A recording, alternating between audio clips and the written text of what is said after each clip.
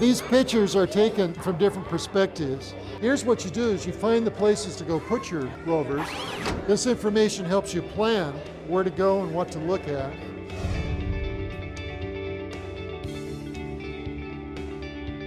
All of these rovers are examples of prototypes that we use to develop software before we go on and build the real system.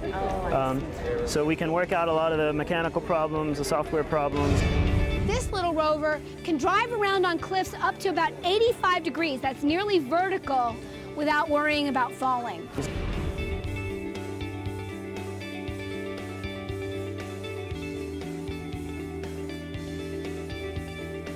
Phoenix's mission is to find out whether or not there's any environment for habitability or any organics in the water ice layer on Mars. We have a stereo camera, and we use that stereo camera just like you use your eyes to get distance. And we can actually create this sort of 3D model of the Martian ground and surface with 2 pictures.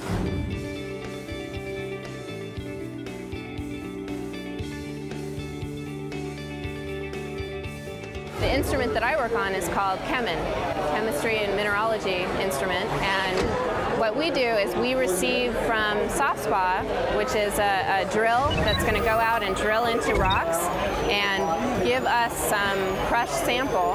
That crushed sample goes down into Chemin, and we have a collimated X-ray beam that we're going to shoot through the material, and out of that we're going to see ring patterns, and those ring patterns are characteristic of exactly what the material is.